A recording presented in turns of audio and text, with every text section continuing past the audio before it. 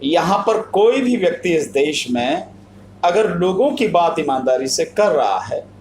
मानवाधिकारों का जिस तरह से इस देश में भयानक रूप में उल्लंघन हो रहा है हर तरफ, और सरकारी स्तर पर हो रहा है। सबसे बड़ी बात यह है कि सरकारी स्तर पर हो रहा है, वो सरकार कह रही है कि उनका उल्लंघन कर रहे हैं वो। मैं समझता हूँ ये आरोप बिल्कुल निराधार है। और जहाँ तक मैं समझ पा रहा हूँ, ये कार्रवाई जो की जा रही है एमनेस्टी इंटरनेशनल इंडिया के खिलाफ, वो जानबूझकर की जा रही है और इसलिए की जा रही है कि एमनेस्टी इंटरनेशनल जो है लगातार जो दिल्ली में दंगा हुआ है उसकी जांच पड़ताल कर रही है, उस पर रिपोर्ट उन्होंने तैयार की है। और इसके अलावा दिल्ली के अलावा जो जम्मू एंड कश्मीर में जिस तरह से अनुच्छेद 370 को हटाने के बाद जो वहाँ पे जिस तरह से मानवाधिकारों का उल्लंघन हुआ है और जिस गैर कानूनी गैर संवैधानिक तरीके से अनुच्छेद 370 को हटाया गया है, उस सब के विषय में उन्होंने जो है मतलब अपनी रिपोर्ट तैयार की है, बनाई है, लोगों को जगाया है, जागरूक किया है। उसकी वजह से ये सब कार्रवाई सरकार कर रही है। केवल एमनेस्टी इंटरनेशनल के पीछे ही नहीं पड़ी है। उनको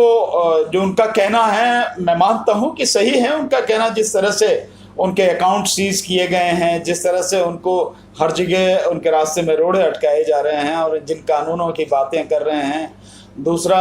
उनकी एक्सेस भी जहां तक होनी चाहिए वहां तक उन्हें नहीं जाने दिया जा रहा है। ये जो सारी की सारी चीजें हैं, उनका आरोप जो है बिल्कुल सही है कि सरकार रास्ते में रोड़े अटका रही है और गलत कर रही है। लेकिन केवल उनके साथ नहीं कर रही, ये वो सरकार है जिसने सारे कानूनों को ताक पर रख दिया है, संविधान की धज्जियां उड़ा दी हैं और जितने भी गैर मानवाधिकार काम हैं, मानवाधिकारों के उल्लंघन में जितने काम इस सरकार ने किए हैं, चाहे वो मजदूरों के प्रति हों, चाहे वो किसानों के प्रति हों, चाहे वो गरीबों के प्रति हों, चाहे आप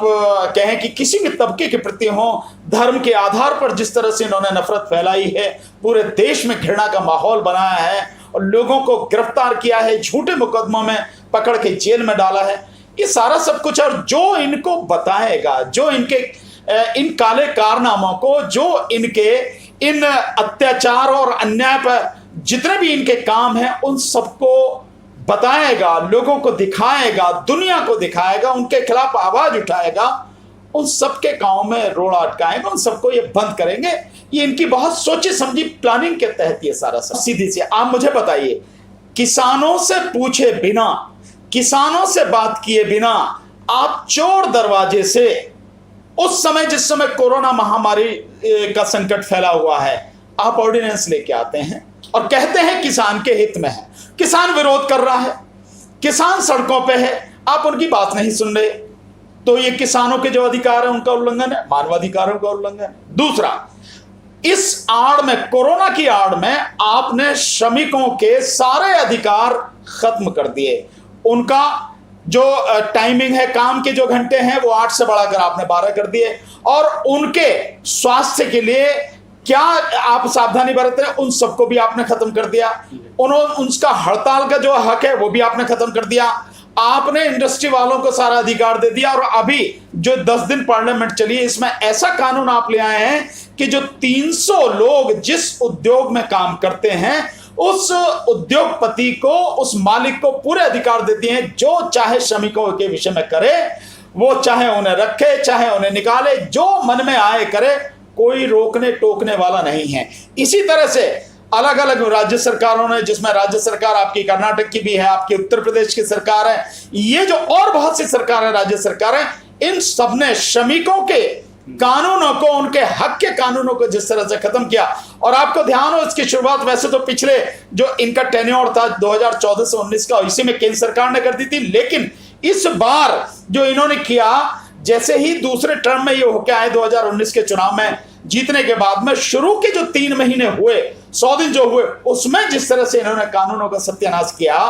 जो श्रमिक कानून है, इसके अलावा यूएपीए कानून में जिस तरह से संशोधन किया, और आप जिसको चाहे पकड़ लें, जो किसी व्यक्ति का जो सच के हक में आवाज उठा रहा है, सच को उजागर कर रहा है, उसके साथ खड़ा हो रहा है, आप उन्हें बिना किसी वारंट के, बिना नोटिस के अरेस्ट कर लो। और अभी आप देखें कि जो उत्तर प्रदेश ने जो कानून बनाया है, जो एक स्पेशल फोर्स बनाई है, उसको भी पूरा अधिकार देते हैं कि बिना किसी वारंट के, बिना नोटिस के किसी को भी जब चाहे वह अरेस्ट कर लें और उसके घर में तलाशी ले लें। ये सारी की सारी चीजें क्या हैं? ये सारी की सारी चीजें हैं भाजपा सरकारों द्वारा इस देश के मानवाधिकारों का घोर उल्लंघन। इसलिए जो भी इस सच को बताएगा उस सब के खिलाफ कार्रवाई की जाएगी। वो आप हो, मैं हूं, एमनेस्टी इंटरनेशनल हो, कोई संस्था हो, हर एक के खिलाफ ये काम करेंगे, ये सब कुछ करेंगे। और ये चाहे जो करते रहें, जितना भी बुरे से बुरा करना चाहें, चाहे धर्म के नाम पर नफरत फैलाएं, चाहे जाति के नाम पर नफरत फैलाएं, जो चाहे कर दें, गरीबों का चाहे गला काट दें। आपने देखा होगा कि कोरोना संकट में जिस तरह से प्रवासी मजदूरों का मसला सामने आया, सैकड़ों हजारों की संख्या में लोग मर गए, रेल के नीचे कट के, एक्सीडेंट में मर गए, सड़क पे मर गए, मतलब जो हालत की है। और आज की तारीख में जो देश में लगभग 100 करोड़ से ज्यादा लोग 2 वक्त की रोटी के लिए मोहताज हो गए हैं, सब कुछ इनका किया धरा है। तो जो भी इस सच को उजागर करेगा, ये सरकार उसका मुंह बंद करने की कोशिश करेगी, उसकी गतिविधियां बंद करने की कोशिश करेगी। और अगर नहीं मानेगा तो उसको उठा के इन कानूनों के तहत, चाहे एनएसए हो, चाहे यूएपी हो, चाहे गुंडा एक्ट हो, इनके तहत जेल में बंद कर देगी झूठी एफआईआर। देखिए, ये बहुत बड़ा कारण है। दिल्ली दंगा जिस तरह से इस भाजपा सरकार ने, इसके लोगों ने प्लान्ड वे में कराया है, सब इनका किया धरा है। ये आरोप लगा रहे हैं औरों पर, लेकिन हकीकत ये है कि इनका किया धरा है। और वही लोगों से जाके, गली गली, मोहल्ले मोहल्ले जाके, लोगों के घरों में जाके, जो एमनेस्टी इंटरनेशनल और इन्होंने जो अपनी रिपोर्ट तैयार की है, वहां से जो सच्चाई पता लग रही है कि कौन कौन लोग इसमें शामिल थे, कौन कौन इनको श्रेय दे रहा था, प्रश्रय दे रहा था इनको, और कौन कौन व्यक्ति सबको पूरी तरह से गाइड कर रहे थे। और पुलिस की जो भूमिका है कितनी नेगेटिव रही है, और इन सारे झगड़ों को फैलाने में, इन झगड़ों को कंट्रोल न करने में जो उसकी सक्रिय भूमिका रही है, वो सारी जब रिपोर्ट आएंगे तो निश्चित रूप से सरकार कटघरे में हो जाएगी। जो सरकार आज अपने आप को कह रही है और करीब 2000 लोगों को बंद करके, करीब 753 के लगभग जो एफआईआर हैं, उनमें 2000 लोगों को बंद करके, निर्दोष लोगों को बंद करके, ये सरकार जो कह रही है कि इन्होंने दंगा फैलाया, और अपने जो वो हैं जो इनके दंगा भड़काने वाले हैं उनको क्लीन चिट दे रही है, उनको विसिल ब्लोअर बता रही है, तो वो सारी की सारी चीजें जब सच्चाई जनता के सामने रखी जाएगी रिपोर्ट के माध्यम से, वो यहाँ की हो या कश्मीर की हो, तो इस सरकार की चूल्हे हिलेंगी, लोग इसके खिलाफ खड़े होंगे। अंतरराष्ट्रीय स्तर पर इनको जो है जवाब देना पड़ेगा, अंतरराष्ट्रीय माहौल इनके खिलाफ बनेगा। उसी के लिए तो सब कुछ किया जा रहा है कि ना ये रिपोर्ट प्रकाशित होंगी, ना ही ये आगे काम कर पाएंगे, ना दुनिया को बता पाएंगे। तो इन्होंने जो कुकर्म किए हैं, जो अन्याय अत्याचार किए हैं, दिल्ली दंगे जिस तरह से इन्होंने भड़काए, जिस तरह से 53 लोगों की हत्या हुई, और जिस तरह से अनुच्छेद 370 इन्होंने हटाया, और उसके बाद वहां पर जिस तरह से आतंकवाद जारी है, और लोगों को, बेगुनाह लोगों को 1 साल से ज्यादा हो गया जिस तरह से बंद करके रखा गया है, नेट की सुविधा उसकी है। और आपने देखा होगा कि Jammu Kashmir chambers of commerce का जो कहना 40,000 करोड़ का उन्हें नुकसान हुआ है अब तक की, और बाकी कितना नुकसान आप समझ सकते हो। ये सच्चाई जब जनता के सामने लाएगी, दुनिया के सामने लाई जाएगी। एमनेस्टी इंटरनेशनल इस काम को कर रही है, इसीलिए तो उनके लिए खतरा है, इसीलिए रोक लगा। इनसे पूछो कि तुम किन कानूनों का पालन करते हो, जिस संविधान की तुम शपथ लेते हो,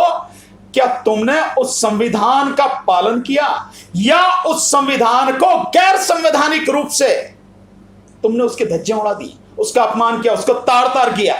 अभी भी इस सत्र में ही जो 10 दिन का चला है, जिस तरह से किसान बिल को संविधान की धज्जियां उड़ा के उस पर जो वोटिंग होनी चाहिए थी, वोटिंग ना करा के राज्यसभा के उपसभापति ने, ये संविधान का अपमान नहीं है, ये संविधान का जो है मतलब निरादर नहीं है, संविधान की धज्जियां उड़ाना नहीं है। इसके अलावा जिस कानून को तुम लेके आए हो, उस कानून को जो किसानों का जो पहले आप ऑर्डिनेंस लेके आए और फिर ये कानून बनाया, पहले देख भी तो लो कि तुम्हें ये अधिकार है या नहीं है। सेंट्रल गवर्नमेंट को वो अधिकार नहीं है जिस पर वो कानून बना के लेके आई है। संविधान पढ़े, संविधान की 7वीं अनुसूची में जो है किस किस का क्या क्या है, किस राज्य का मतलब कौन से विषय है, केंद्र के कौन से विषय हैं, दोनों के कौन से विषय किस पे कानून बना सकते हैं, पहले उसको जरा पढ़ें, पता लग जाएगी इनको कि किस तरह की स्थिति है। तो जो सरकार,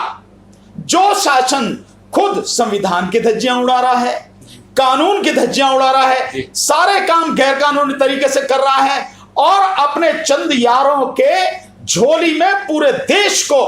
डालना चाह रहा है, जिनकी चौखट को वो चूमते हैं। पहले वो सरकार अपने गिरेबान में झांक के देखे औरों को कहने से पहले। तो ये सब कुछ जो आरोप हैं, हमेशा ये आरोप दूसरों पर लगाते हैं अपने आप को बचाने के लिए, जबकि ये सरकार खुद आकंठ ऊपर से नीचे तक गंदगी में, अन्याय, अत्याचार, घृणा और नफरत फैलाने में व्यस्त है, डूबी हुई है और इसका यही काम है और कोई काम नहीं है। धन्यवाद।